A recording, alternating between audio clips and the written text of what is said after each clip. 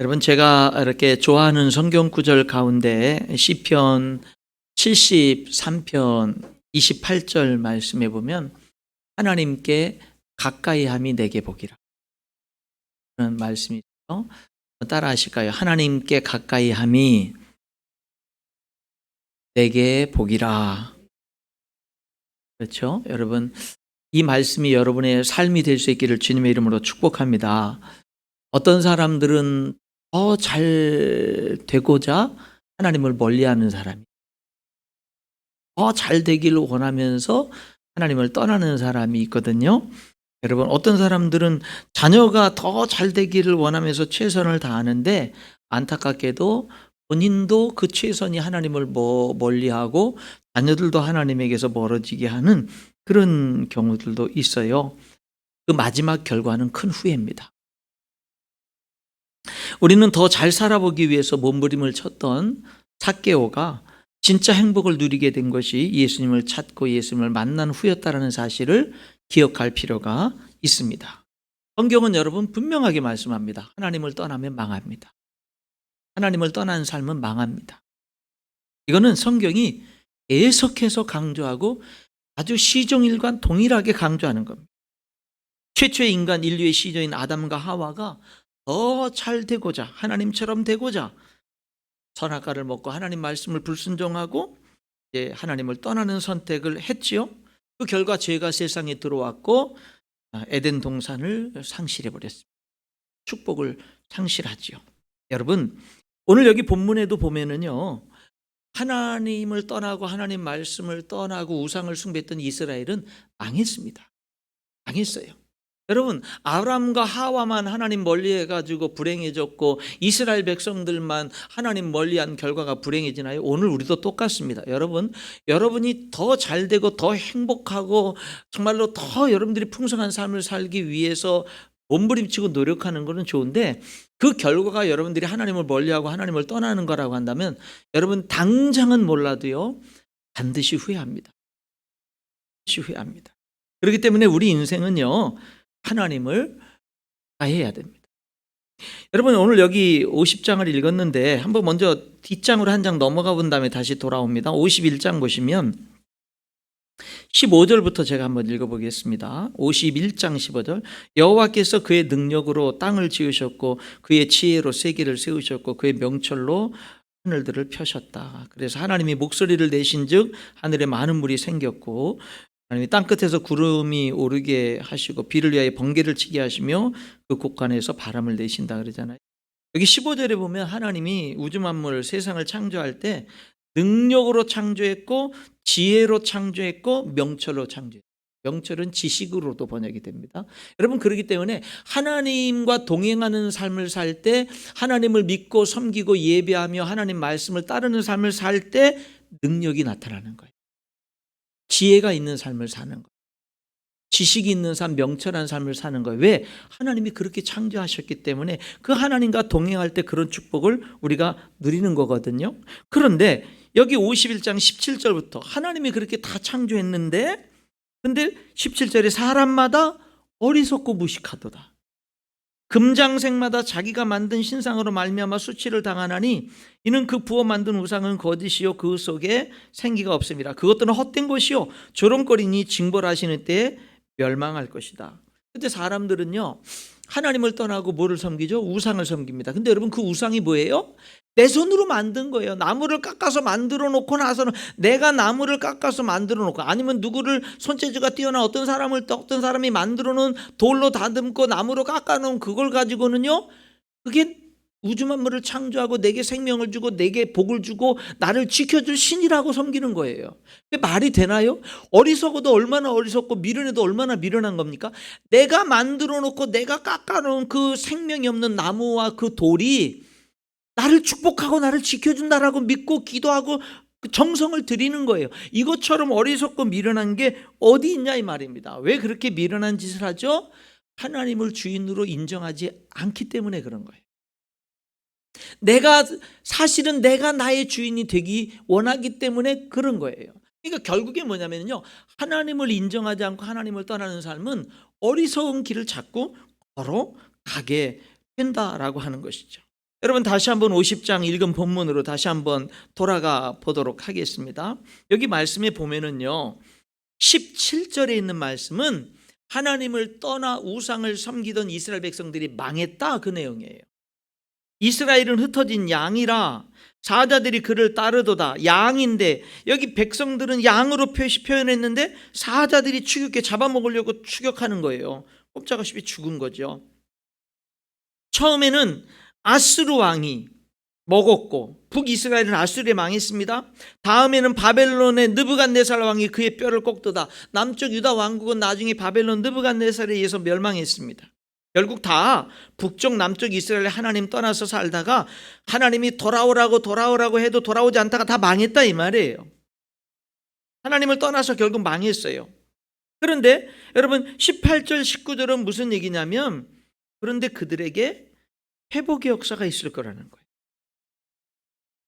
자기들이 온갖 잘못해서 망했는데 회복의 역사가 있을 거라는 거예요. 그리고 20절은 그 회복은 그들이 정신 차리고 열심히 해서 회복되는 게 아니라 하나님의 은혜로 회복된다라는 거예요. 하나님에 의해서 회복되는데 어떻게? 하나님이 용서하셔서 회복된다. 여러분, 이스라엘은 우상을 의지하다가 결국 망했어요. 망할 때 우상이 그들을 지켜주지 못했습니다. 이웃 나라들, 애굽과 이웃 나라들을 의지하다가 망했어요. 그들이 망할 때 그들이 의지했던 이웃 나라들은 그들을 지켜주지 못했습니다. 결과는 멸망입니다. 그런데 하나님이 회복시켜 주셔요. 여러분, 우리 하나님은 창조주 하나님이며 회복시키는 하나님인 줄 믿습니다. 창조주 하나님이신 우리 하나님은 우리를 회복시켜 주는 하나님. 여러분, 그렇기 때문에 우리는 연약해요. 우리는 부족해요. 예수 믿고 구원받아서 수십 년 신앙생활 했어도 연약해요. 부족해요. 완전하지 못해요. 여전히 죄 가운데 넘어지고 주일날 하나님 앞에 나와서 예배 드리려고 하면은 무슨 기도가 저절로 나오죠? 하나님, 난 지난 한 주간 동안 온갖 죄를 짓다 왔어요. 하나님 용서해 주세요. 이런 기도가 나오잖아요. 근데 여러분, 그런 기도가 나와도 그런 기도 하지 마세요. 그런 기도 죽을 때까지 할 텐데 뭐, 그렇잖아요. 그런 기도 하지 마시고 그 대신 그런 기도를 이렇게 바꿔요. 하나님, 나는 여전히 부족한데 여전히 사랑해 주시니 감사합니다. 나는 여전히 넘어지는데 여전히 용서해 주시고 여전히 일으켜 주시니 감사합니다. 나는 그렇게 하나님의 뜻대로 영광을 돌리고자 살고자 결심해도 또 넘어지는 연약하고 부족한 존재인데 나의 부족함보다 더 큰 사랑으로 나를 품어주시고 안아주시고 인도해 주시니 감사합니다. 사실은 이 기도가 더 성경적인 기도일 거예요. 여러분, 그렇게 기도할 수 있기를 축복합니다. 예, 우리는요, 범죄하고 넘어지고 이스라엘은 범죄하고 돌아오라고 해도 돌아오지 않다가 결국 망했어요. 근데 하나님이 회복을 얘기하는 거예요. 근데 그 회복이 그들이 잘해서가 아니라 하나님의 능력으로 회복되고 하나님의 은혜로 회복되는데, 구체적으로 말하면 하나님의 용서로 회복되는 거예요. 20절 읽어봅니다. 여호와의 말씀이니라. 그날 그때에는 이스라엘의 죄악을 찾을지라도 없겠고 유다의 죄악을 찾을지라도 찾아내지 못하리니. 이스라엘과 유다는요, 죄를 짓고 망했어요. 근데 죄를 하나님이 아무리 찾아도 하나님이 도저히 이제는 죄를 하나도 못 찾겠다라는 거예요. 왜? 이는 내가 남긴 자를 용서할 것임이라. 왜냐하면 그들이 죄를 안 져서가 아니라 용서. 그래서 죄를 더 이상 찾지. 여러분, 저와 여러분이 연약하고 부족하고 넘어지지만 그럼에도 우리가 소망이 있는 이유는 하나님의 용서 때문인 줄 믿습니다. 그래서 여러분, 중요한 게 뭔지 아세요? 하나님이 여러분을 용서한다는 사실을 아셔야 돼요. 그리고 모르는 세상 사람들에게 알려줘야 돼요. 그리고 여러분, 하나님의 용서를 받아들여야 돼요. 여러분, 하나님이 여러분을 위해서 여러분의 모든 죄를 다 용서하기 위해서 예수님에게 여러분의 태어나면서 죽을 때까지 모든 죄를 99.99%가 아니라 100% 예수님께 여러분의 죄를 다 전가시키고는요, 그 죄 때문에 예수님 십자가에 죽으셨습니다. 죄값을 치르셨어요. 그래도 그 예수님을 믿지 않으면 용서의 효능이 내게 임하지 못해. 하나님은 이미 죄값을 치렀어도 그것을 전에 말씀드린 대로 뭐예요? 여러분을 위해서 누군가 여러분을 위해서 여러분 그 통장에 여러분을 위해서 뭐 수십억이나 되는 돈을 입금해 놨어도 여러분이 가서 찾아서 그걸 쓰지 않으면 여러분 것이 안 되는 것처럼, 여러분들을 위해서 예수님이 십자가에서 죽으셔서 모든 죄를 용서했어도 여러분이 그 사실을 감사함으로 믿고 받아들이지 못하면 누리지 못하는 거예요. 우리들은요, 예수님이 나 위해서 십자가에 죽으셨다는 걸 알 뿐만 아니라 그거를 뭐 해야 돼요? 감사함으로 받아들여야 되는 거예요. 받아들여야 되는 거예요. 사랑하는 성도 여러분, 예수님의 그 놀라운 십자가의 은혜, 하나님의 사랑을 감사함으로 받아들일 수 있기를 축원합니다. 그 안에 거하세요. 그것은 우리가 예수 믿고 구원받을 때만이 아니라 예수 믿고 구원받아 하나님의 자녀로 살아가는 동안에도 날마다 그 예수님의 십자가의 용서는 우리들에게 여전히 필요한 거예요. 넘어졌을 때, 내 죄 때문에 넘어졌을 때 그로 인해서 낙심하고 실망하고 좌절하기보다는 하나님 앞에 또다시 회개 기도하면서 하나님 앞에 또다시 뭐예요? 그 용서를 염치었지만 또다시 감사함으로 받아들이고 그 용서를 힘입어서 다시금 동행하는 삶을 사는. 여러분, 전에도 그런 말씀 드렸지만 저는 늘 느끼는 게 뭐냐면 예수님의 십자가는 하나님의 말할 수 없는 사랑을 얘기해요. 십자가는요, 하나님이 여러분에게 이렇게 얘기하는 거예요. 내가 너를 이만큼 사랑해. 내가 너 죄 많은 너, 가치 없는 너를 내가 너무나 사랑해서 너를 내 자녀 삼고 나의 영생을 주고 나의 영광에 너를 동참하도록 하기 위해서 내 하나밖에 없는 독생자 예수 그리스도를 십자가에 죽였어. 내가 너를 얼만큼 사랑하면 하나님이 이 세상을 이처럼 사랑하사 이만큼 사랑해. 십자가만큼 사랑해라는 거예요. 여러분, 하나님이 여러분을 이 십자가의 사랑은요, 하나님이 나를 사랑하는데 말할 수 없이 사랑하는 거예요. 너무나 헤아릴 수 없는 엄청난 사랑으로 나를 사랑하는 거예요. 근데 이 십자가는 또 한 가지를 말하죠. 왜? 하나님은 무섭도록 무서운 공의의 하나님이라는 걸 말씀하는 거예요. 왜? 하나님이요, 우리들을 내가 너의 모든 죄를 용서해 줄게. 자, 이 시간부터 용서 끝. 그래도 되시는 분이죠. 왜? 전능하시니까. 그 위에 아무도 없으니까. 그런데 하나님은 그걸 못 하셔요. 왜냐하면 하나님 성품 자체가 공의로우신 분이에요. 정의로우신 분이에요. 죄인을 하나님이 아무리 더 높은 어떤 존재가 없어도 죄인을 너 오늘부터 죄인, 내가 널 사랑하니까 무조건 의인, 이렇게 얘기할 수가 없어요. 하나님의 성품이 그렇게 못해요. 여러분도 어떤 양심이 있는데 다른 사람들은 다 해도 여러분들이 양심이 꺼리는 일을 하면 괴롭지 않습니까? 하나님은 못해요. 하나님의 공의는. 그러니까 어떻게 한 줄 아세요? 우리의 죄를 예수님에게 다 죄 없으신 예수님이 다 대신 그 값을 치르게 하시고는 그 사실을 감사함으로 받아들이고 영접하는 사람들, 예수님을 주인으로 구세주로 영접하는 사람들의 죄를 용서해 주시는 거예요. 그래서 뭐요? 우리를 사랑하신 하나님의 사랑도 살고 하나님의 그 공의도 훼손됨이 없고 그러니까 우리를 하나님의 공의와 정의가 살고 우리를 죄인인 우리를 의롭다고 하시는 하나님의 그 놀라운 사랑을 실현하는 데 있어서 하나님의 해답은 뭐냐면 십자가였던 거예요. 그러니까 십자가는 하나님의 헤아릴 수 없는 풍성한 나를 향한 사랑이면서 십자가는 하나님이 얼마나 무섭도록 그냥 용서해 주지 못하고 하나밖에 없는 독생자를 처참한 십자가에 못 박아 죽임을 당하도록 그렇게 하면서 죄값은 반드시 치르게 하시는 하나님의 공의의 모습을 보여주는 거예요. 여러분, 우리는 죄를 두려워해야 됩니다. 죄를 두려워해야 돼요. 죄 짓는 걸 우습게 여기고 아무렇지도 않게 넘어가면 안 돼요. 죄를 그냥 짓는 걸 가볍게 여기고 예수님이 다 용서해 주셨으니까 그건 하나님을 만홀히 여기는 겁니다. 여러분, 죄를 두려워해야 돼요. 죄를 지으면 하나님 앞에 나와서 통에 자복해야 돼요. 다윗은 회개의 눈물로, 여러분, 요가 다 눈물로, 회개의 눈물로 젖었다 그러잖아요. 여러분, 회개해야 돼요. 그리고 하나님의 용서를 다 용서해 주시고 깨끗이 씻어 주시는 하나님의 용서를 다시금 받아들이는 거예요. 그 과정을 통해서 우리가 뭐 하는 거예요?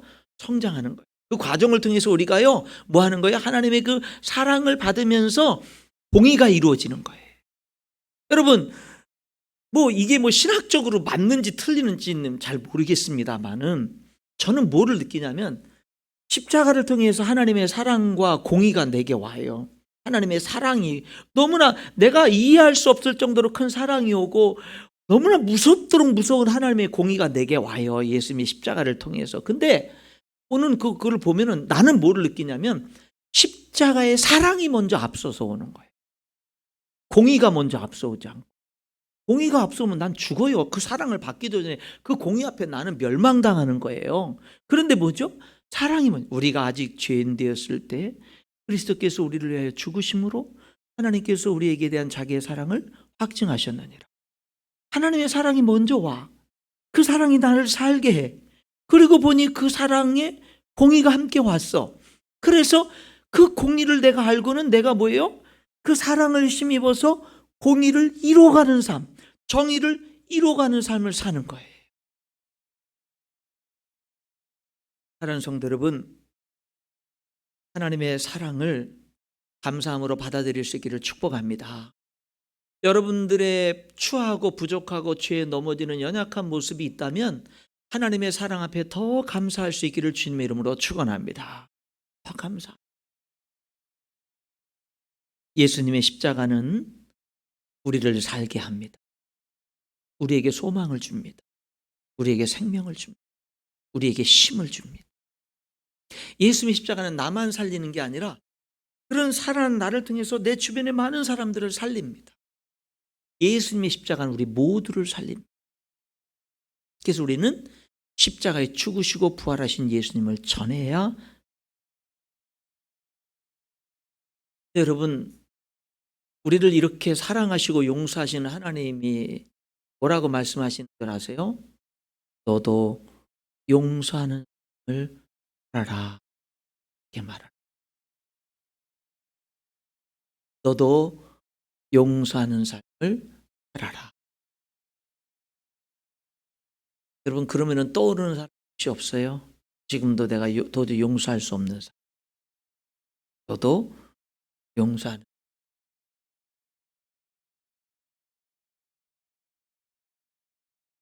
하나님은 우리를 용서해 주셔요. 무조건 용서해. 이거는요, 너도 용서하는 사람. 예수님은 주기도문에서 우리가 우리에게 죄 지은 자를 용서해 준 것처럼 우리 죄를 용서해 주세요. 이렇게 기도하라고 가르쳐요. 그렇죠? 예물을 제단에 드리다가 누구와 화목하지 못한 일이 생각나면 제사 드린 거 딱 멈추고 먼저 가서 화해하고 화목하고 그리고 와서 마저 남은 제사를 드리라고 그렇게 말씀하시죠. 근데 여러분, 용서는 어렵습니다. 여지까지 우리가 예배드리면서 설교 때 용서하라는 설교 얼마나 많이 들었어요. 그래도 여전히 용서하기 어려워하는 우리 자신을 보자. 여러분, 용서는 자체가 어려워요. 특별히 언제 어렵느냐면 나에게 치명적인 상처를 입힌 사람은 용서하기 어렵습니다.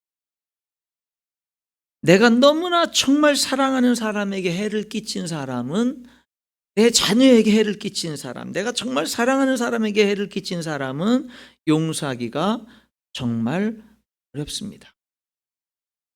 잘못을 저지르고 잘못한 줄 모르는 사람, 용서를 구하지 않는 사람을 용서하기는 정말 어렵습니다. 여러분, 어떤 사람은요, 내가 다른 사람에게 말할 수 없는 깊은 상처를 입히고 몰라요. 그리고 어떤 사람은 알아도 잘못했다고 용서를 구하지 않아요. 여러분, 교회 다니는 사람 중에 참 이상한 사람이 어떤 사람인지 아세요? 정말 이상한 사람? 나 하나님께 회개 기도했으니까 그 사람한테는 회개 안 해도 된다는 사람. 그 사람은 성경 몰라요. 구약 성경 보세요. 여러분, 그런 사람들 5분의 1 피해 끼친 거 더 보태서 배상하라고 그러잖아요. 그렇잖아요. 여러분, 우리가 예수님 똑바로 믿어야죠. 우리는요, 용서하는 것도 예수님의 십자가에서 배워야 되지만 용서를 구하는 것도 배워야 돼요. 잘못했으면 내가 잘못했습니다라고 용서를 할 줄 아는 것, 용서를 구할 줄 아는 것도 배워야 돼요. 하나님 앞에, 사람 앞에, 심지어 부모는 자녀들에게 미안하다. 하는 거를 배워야 되죠. 우리는 용서하는 것도 배워야 되지만 용서를 구하는 법도 배워야죠. 여러분, 용서를 구하지 않는 사람과 내가 그를 용서한다고 했을 때, 근데 상대는 용서를 구하지 않았을 때 이 용서가 제대로 성립이 될까? 성립은 아마 안 될 것 같아요. 성경적으로도 예수님은 십자가에서 하나님이 예수님을 통해서 우리들의 모든 죄를 다 용서했지만 내가 그 용서를 받아들이지 않으면 그게 내게 임하지 않잖아요. 그러니까 우리가 잘못한 사람이 용서를 구하는 것은 정말 중요한 거예요. 어떤 것을 하나님께만 구하는 것으로 끝날 용서도 있지만 어떤 것은 사람에게 가서 정말 미안하다고, 그럴 때 뭐가 되는 거죠? 화해가 이루어지고 주 안에서 하나됨이 이루어지는 거 아니겠어요? 그 안에서. 그렇죠? 어느 분이 용서와 용납이라고 하는 거, 용서라는 것은 잘못한 것 탕감해 주는 것, 죄를 없애주고 잊어버리는 게 용서다. 용납은 뭐냐? 나와 다르면 상대방의 부족한 것을 받아들이는 거다. 그렇죠? 그래서 우리들은 용서가 필요하고요. 또 뭐냐면 그 사람을 그냥 용납해 주는 게 우리들에게도 필요하고. 용서와 용납은 어렵습니다. 근데 우리 믿는 사람들에게는 하나님 용서하라고 용납하라고 성경에서 말씀하죠. 여러분, 하나님이 말씀한다는 얘기는 믿는 자들에겐 가능하다는 거죠.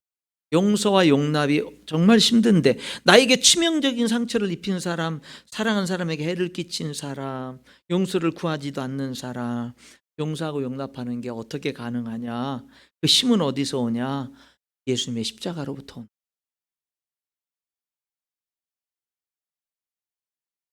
요한 1서 4장 19절 21절 제가 읽어봅니다. 우리가 사랑함은 그가 먼저 우리를 사랑하셨습니다. 우리가 사랑하는 이유는 하나님이, 예수님이 먼저 우리를 사랑했기 때문이다. 누구든지 하나님을 사랑하노라 하고 그 형제를 미워하면 이는 거짓말하는 자니 보는 바 그 형제를 사랑하지 아니하는 자가 보지 못하는 바 하나님을 사랑할 수 없느니라. 우리가 이 계명을 주께 받았나니 하나님을 사랑하는 자는 또한 그 형제를 사랑할지니라. 말씀입니다. 에베소 4장 32절에는 서로 친절하게 하며 불쌍히 여기며 서로 용서하기를 하나님이 그리스도 안에서 너희를 용서하심과 같이 하라. 이렇게 말씀합니다. 여러분, 우리 예수 믿는 그리스도인들의 사랑은 느낌이 아닙니다. 사랑스러워서 사랑하는 걸 뛰어넘고요, 불쌍해서 사랑하는 것을 뛰어넘습니다. 하나님이 사랑하라고 했기 때문에 사랑하죠. 가장 중요한 건요, 여기 요한일서 말씀처럼 하나님이 나를 먼저 사랑했기 때문에 우리도 사랑하는 거예요. 예수님이 십자가를 통해서 나를 무조건적으로 먼저 사랑했기 때문에 우리가 사랑을 알고 사랑을 배우고 우리가 사랑할 수 있는 힘을 얻는 거예요. 그러니까 여러분, 우리 그리스도인들이 사랑하는 이유는 뭐냐면 내가 다른 사람을 사랑하는 것보다 더 큰 사랑을 내가 먼저 받았고 내가 다른 사람을 용서해 주는 것보다 더 큰 용서를 내가 먼저 받았기 때문에 우리가 용서하라. 내가 먼저 받았어요. 여러분이 먼저 받았어요. 그래서 사랑하고 용서하라. 또 하나는 뭘까요? 내가 이 사람이 나에게 치명적인 상처를 입혔어요. 이 사람이 내가 사랑하는 사람에게 너무 해를 끼쳤어요. 용서를 구하지도 않아요. 생각만 하면은 치가 떠오르고 분노가 일어나요. 그런데요, 하나님이 뭐라고 말씀하시냐면, 근데 예수님이 그런 거예요. 내가 그 사람의 영혼 구원과 그 사람의 행복하게 변화되는 것을 내가 십자가에 죽었어. 너가 그토록 너에게 해를 끼쳐서 미워하는 그 사람을 위해서, 그 사람의 행복을 위해서, 영생을 위해서 내가 십자가에 죽었어. 그러는 거예요. 난 미워하는데, 난 용서를 못하는데, 난 저주를 하는데 예수님이 그 사람의 행복을 위해서, 축복을 위해서 예수님이 죽으셨다는 거예요. 예수님이 그 사람의 죄도 다 용서해 주셨다는 거예요. 세상 모든 사람, 내 모든 죄를 용서해 준 것처럼 다 용서해 주셨고 그 사람을 위해서 예수님이 생명까지 내어주셨대요. 예수님이 그 사람이 행복하게 회개하고 돌아서서 살기를 예수님이 원한다라는 거예요. 그러니까 우리 그리스도인들에겐 갈등이 생기는 거예요. 나는 미워하는데 주님은 사랑한다고 하거든요. 나는 용서를 못하고 저주를 퍼붓는데 주님은 뭐예요? 그 사람을 위해서 생명을 내어주셨거든. 그러니 우리는요, 어떤 몸부림을 치죠? 용서해야 되는지라는 걸 아는. 근데 그게 어려운 거예요. 그러니까 몸부림을 치는 거예요. 용서가 쉽질 않아요. 해산의 고통보다 더 어려워요. 몸부림을 치는 거예요. 여러분이 용서하기 힘들어하는 거 하나님도 이해하십니다. 걱정하지 마세요. 그러나 몸부림은 치십시오. 몸부림은 치십시오. 그리고 아무리 몸부림을 쳐도 내가 안 되니까 하나님 좀 도와달라. 좀 도와달라. 나도 불쌍히 여겨주시고 좀 여기에서 나를 좀 자유롭게 해달라. 도와달라고 간구할 수 있어야 됩니다. 여러분, 용서의 근거가 용서할 힘이 뭐라고요? 내가 먼저 용서받. 마태복음 18장에 그 얘기를 해요. 용서에 대해서 예수님이 쭉 가르칩니다. 근데 여러분 신기한 게 뭔지 아세요? 용서에 대해서 가르치는데 그 가르침의 내용 속에 두세 사람이 내 이름으로 모인 그곳에는 나도 그들 중에 있느니라, 이 말씀이 있어요. 그러니까 교회 안에서도요, 교회 안에서도 성도들이 같이 이렇게 모이는 곳에 뭐가 있느냐면요, 서로 상처를 주고받을 수 있다라는 거예요. 그런데 두세 사람이 내 이름으로 모인 그곳에는 또 그들 중에 있다라는 거예요. 베드로가 예수님께 묻습니다. 예수님이 형제가 내게 잘못을 범하면 몇 번 용서할까요? 7번 용서할까요? 그래요. 베드로의 입장에서는 많이 얘기한 겁니다. 동일한 죄를 계속 반복하는데 내가 한두 번은 너를 용서하지만 뭐 3-4번이야 뭐 이렇게 얘기하지만 베드로 7번이라고 얘기했다고. 예수님이 뭐라고 대답하냐면 7번씩 70번이라도 해라 그래. 7-7이 49, 490번 해라, 그런 뜻이 아니에요. 끝까지 용서하라. 그렇게 대답하십니다. 그렇게 대답하시고 끝나질 않고, 왜냐하면 그만큼 용서가 힘드니까 7-7이 49, 490번 이상 7번씩 70번이라도 해라, 이렇게 그 뭐 7이 완전수라고 한다면 어쨌든 온전히 용서하라는 그 말씀을 하신 다음에 용서가 어렵다는 걸 아셨는지 예수님이 무슨 얘기를 하냐면 1만 달란트 빚진 자의 이야기를. 어떤 왕에게 어떤 신하가 1만 달란트를 빚졌어. 1만 달란트는, 한 달란트는 6천 데나리온이고 한 데나리온은 장정의 하루 품삯이에요. 일당이 10만 원이면 1만 달란트는요 6조입니다. 6조 원. 그렇게 빚진 사람이 있어요. 그래가지고 갚을 날이 돼서 왕이 야 갚아라 그러는데 갚을 길이 없는 거예요. 네 몸 노예로 팔고 네 부인 자식들 다 노예로 팔고 네 재산 다 팔고 그래서 다 갚어. 그리고 남은 평생 노예로서 다 갚는 삶을 살아. 그러니까 이 신하가 용서해달라고, 나를 불쌍히 여겨달라고, 내가 갚겠다고. 어떻게 갚아요? 그건 못 갚을 돈을 얘기한 거예요. 그렇게 얘기를 합니다. 그런데 이 왕이 불쌍한 거예요. 그래서 그냥 철회를 하시고 뭘 하는 거냐면 탕감을 해줘요. 그럼 갚지 말고 행복하게 살. 탕감을 해줘요. 여러분, 세상에 6조 원을 탕감했더니 이 사람이 얼마나 날아갈 것 같겠어요. 이제 안 갚아도 된다니까. 연장해 준 게 아니에요. 안 갚아도 된대요. 가다가 친구를 만났는데 자기한테 100데나리온 빚진 친구를 만났습니다. 1,000만 원이죠. 6조 원 기준으로. 1,000만 원도 적은 돈 아니에요. 갚아라. 그러니까 이 친구는 열심히 노력하면 갚을 만한 금액이죠. 근데 뭐냐면 그 당시 갚을 힘이 없는 거예요. 조금만 기다려달라고, 참아달라고. 감옥에 가둬버렸어요. 그러니까 왕이 그 소식을 듣고는 다시 호출하죠. 내가 너를 불쌍히 여긴 것처럼 너도 내 친구를 불쌍히 여기는 게 마땅한 거 아니야? 야, 다 갚아. 다 갚아. 여러분, 이 이야기를 예수님이 왜 했냐? 용서가 어려워요. 힘들어요. 근데 뭐를 생각할 때 용서할 수 있는 힘을 얻고 당위성이 생기냐면 하나님이 나를 용서한 거. 내가 용서받은 것을 생각할 때 우리는 울부짖으면서 몸부림을 치면서라도 용서와 마주칠 수가 있어요.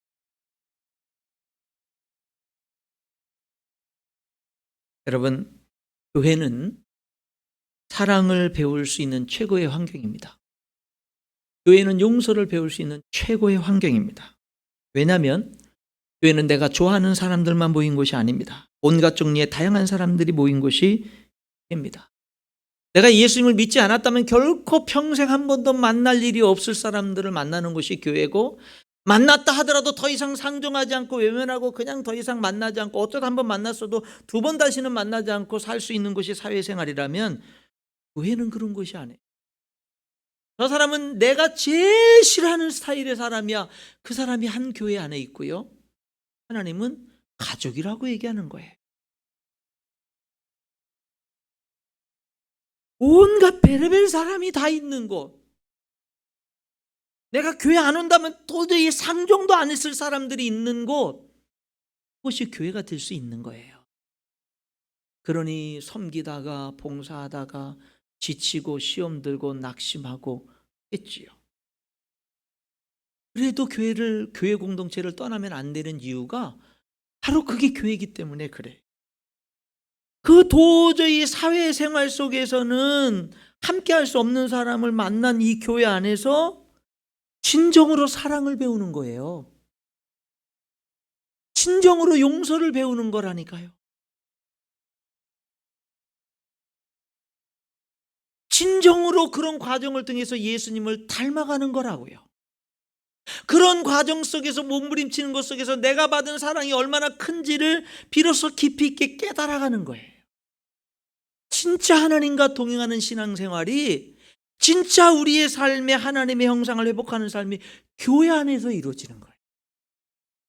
피할 수 없는 교회 안에. 여러분, 말씀의 결론을 맺겠습니다. 용서하고 하는 마음이 있어야 됩니다. 왜냐하면 하나님이시니까 할 수 있어요. 몸부림이 있어야 돼요. 하나님의 말할 수 없는 용서를 받고도 사랑을 받고도 용서하지 못하고 사랑하지 못하고 용납하지 못하는 내 자신의 모습을 보면서 울부짖을 수 있어야 됩니다. 그리고 하나님의 도움을 구해야 돼. 그 속에서 하나님의 나라가 임하고 하나님의 뜻이 이루어지고 상대가 변화되고 내게 자유가 임하고 예수님을 닮아가고 하나님께 영광이 돌려지는 거예요.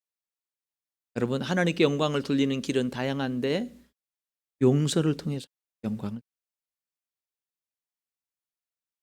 사랑하는 성도 여러분, 우리는 용서할 사람들이 있어요.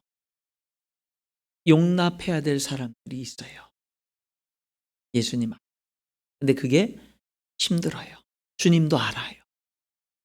지금 다 그렇게 못해도 내가 용서해야 된다는 사실을 받아들이고 노력하는, 주님이 기뻐 받으시고 함께 하시고 도우실 겁니다.